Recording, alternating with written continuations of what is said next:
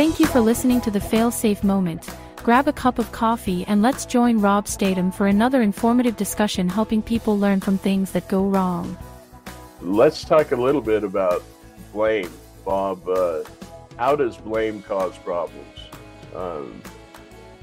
How would you answer that? Well, it's kind of easy if you understand why things go wrong, like you and I do. And I guess it's hard for people to come to this conclusion, but everything that goes wrong is caused by people, and there is no exception to that. And people, when they hear this podcast, they're gonna think of all kinds of examples where that's not true. But if you really focus on the definition of wrong, why do things go wrong? Why did something happen that should not have happened? If you focus on that, then you will get to a point where you'll find people that either did something they shouldn't have done or didn't do something they should have done. Let me stop you there. I can hear someone listening to this say, "Well, I live in Oklahoma, and last week a hailstorm came by and took my roof out and half the windows in my house and beat my car to smithereens." So what about that? Okay, if you're that person who experienced that damage, and ahead of time you said to yourself, "I will not allow that kind of damage to occur. That kind of damage is unacceptable to me," and then it happened, you'll be able to trace its causes back to you. On the other hand, if you said to yourself, "I will accept that kind of damage. We live in Oklahoma. We're going to have hailstorms. If it happens, I'll accept it." And it happens, well, guess what? You can trace the causes of it back to you because you've said ahead of time you're going to accept it.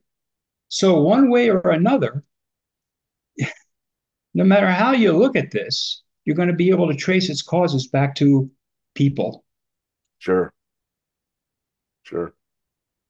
Now, if that's true, and everybody, because of we are human beings and we were born blamers. So if something goes wrong and we're all blaming the other person, then nobody is seeing themselves. Just think of what that means. Nobody anywhere is seeing their role because they're all blaming one another.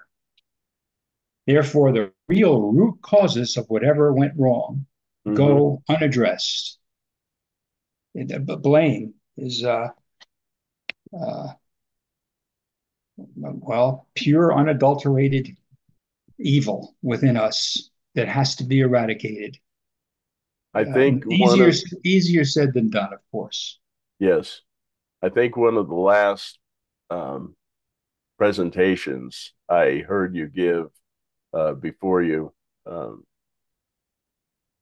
retired, you talked about blame, and I think you said something words to the effect. I wish I would have researched this better before now, but you said something words to the effect, if there is such a thing, if was capital, if there is such a thing as a single root cause, it might be blame.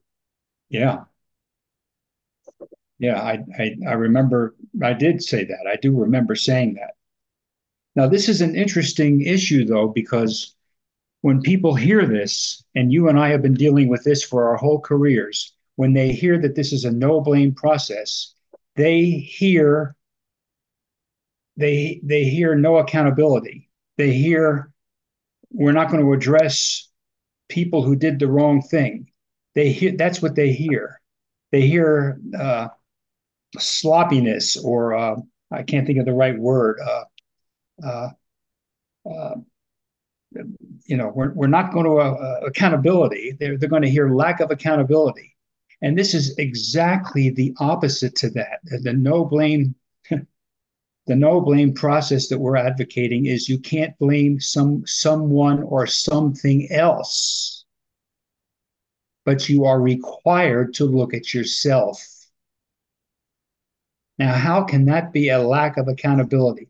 That should be the definition of accountability, is when we are required to look at ourselves. Absolutely. Absolutely. And not just required to look at ourselves, it's through that lens of evidence. It's literally truth that um, because I run into people, they go, oh, look at myself. Sure, I'll look at myself. I do that all the time. Well, we don't. We don't do that all the time, not in light of evidence. We think the same thoughts every day, and to change those thoughts, you have to see something different. Something has to change, and that's what evidence is, the mirror that you're seeing yourself in. So that's what changes you, is when I see that, oh my goodness, I'm part of the problem. And I mean, I see it. Bob doesn't tell me that. My wife doesn't tell me that. The people I work with don't tell me that. Also, when I see I'm part of the problem, I immediately want to change. And it's all about accountability. You hold yourself accountable. Yeah, that's the two key ground rules, right? Is we're going to ban blame, because we're not going to point fingers at other people, but we're going to require introspection, and that's based on evidence. So, and that's what the process does. We don't sit around in a dark room and hum. That's not what we're talking about with introspection.